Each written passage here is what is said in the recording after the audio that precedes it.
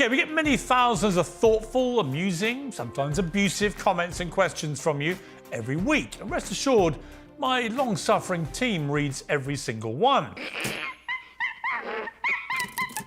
And they've decided it'd be quite fun if each week they pick a few of the ones that most stand out to them.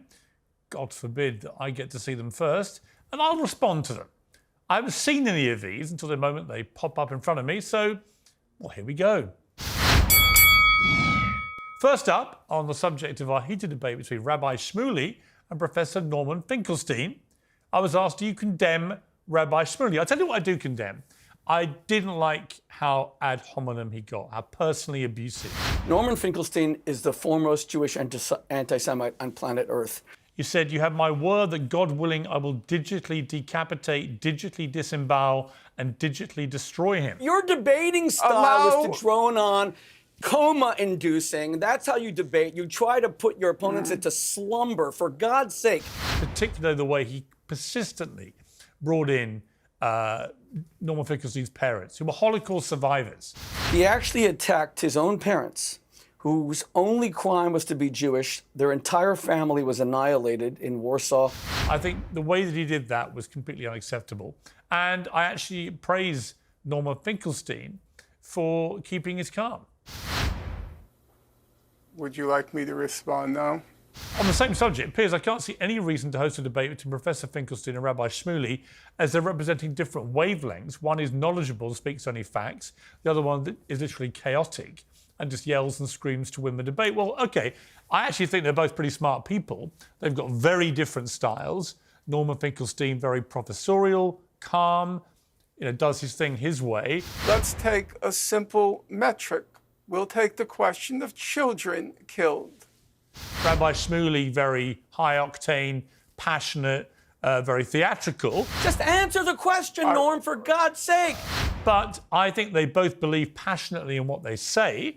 They just happen to disagree. And the thing about Uncensored is that we want to have people who don't agree to have proper, passionate debate. That's what used to happen around the world before the woke brigade stopped us.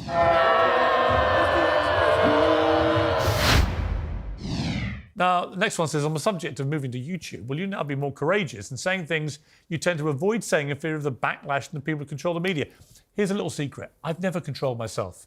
I've never controlled myself when I worked in America, at CNN. I didn't at Good Morning Britain, at ITV, on the legacy media, the mainstream media. I didn't do it on Uncensored when it was on Talk TV. I certainly won't be doing it on Piers Morgan Uncensored on YouTube. I am uncensored. 1,200 people were massacred, weren't they? I think 1,200 people were killed. Bullshit. And they're terrorists. Now, with regard to my Prince Harry debate, Pamela says, when will King Charles see sense and strip Harry and Meghan of their titles? That would solve a lot of problems within the family. Well, you know what it would solve? It would solve the problem of having people who want their royal cake and eat it. If Harry and Meghan want to go off and be Harry and Meghan celebrities in California and make as much money as they can from trashing the monarchy and the royal family, that's fine. It's a free world, they can do it. They just can't do it while they have royal titles. That is the epitome of hypocrisy, and it flies in the face of everything the royal family stands for, which is, yes, they get all the trinkets, the palaces, the servants and so on, but in return, they put in a shift. They do duty, real duty to this country. Those two, their only duty is to themselves and their wallets, and I'm not having it. Piers, yes, you are very cynical. On Crystal Hefner's interview, Tristan Tate said, not sure I believe this woman. The man's dead and trashing him can bring relevance and money. He isn't around to defend himself. He should invite some of his close friends to share the panel with her and get multiple sides of the story. Actually, a really interesting point, because I knew Hugh Hefner, and I was thinking that same thing at the time, which is, you didn't say any of this even to his face while he was live. Did you ever confront him about his behaviour? I didn't. Even when you stopped having sex with him, even in the very last stages of his life, why wouldn't you? So I found that a bit confusing and bemusing. You kept the Hefner name. I'm curious, why? I'm changing it. You are? Yeah.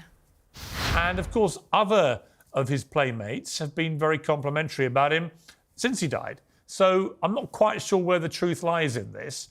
One thing's for sure, Hugh Hefner was from the if there's one thing worse than being talked about school, it is not being talked about. I think an argument could be made that you took me for a ride, but I must say, quite frankly, it was a pretty nice ride.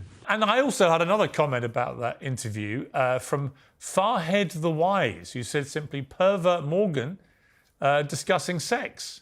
Well, sex is fine, mate. You should try it, Farhead.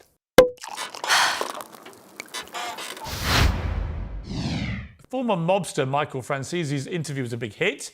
More than 1.5 million of you so far have watched it. Joker One asked, did Piers Morgan really expect Michael to admit to calling out murders and hits on people? He's in the mafia for a reason. Well, look, if you're in the mafia, you're not supposed to talk about it, one, which he does. But secondly, he made it pretty clear that he was responsible for a lot of people dying. Did you kill anybody? As a captain, I was given an order, was told what to do, I did it. He didn't actually say, I personally killed them, but you don't get to be a captain in the mafia if you don't kill people. So I think we could all draw probably the correct conclusions from that. One other correspondent asked, did you kill anyone, Piers? I haven't yet, but I do feel murderous sometimes. I really do.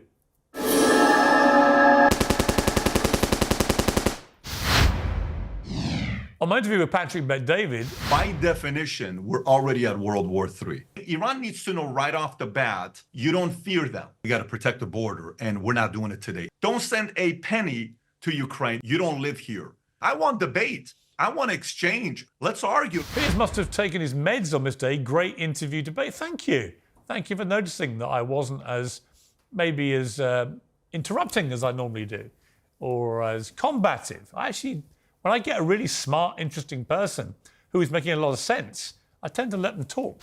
I don't think anyone contributed to this discussion worldwide more than you did, positively. I think you were number one. The problem starts when they're not very bright and I have to intervene and correct the absolute whoppers coming out of their mouth. There were tears that ran down my face, but I did not cry. I mean, that's crying. I would disagree. And finally, on my interview with Mikhail Khodorkovsky, Green Timber says, give Piers a cookie. He didn't interrupt the guest. Well, we call them biscuits over here, Green Timbers, and very nice they are too. Delicious. Anyway, that's it for Morgan's Mailbag this week. If you want to join in, then like and subscribe to the Piers Morgan Uncensored YouTube channel. It's absolutely flying. We've got nearly 2.5 million subscribers now. Join the fun. You can see all the interviews, the debates, the monologues, all the fun, and the mailbag. What more do you want in life?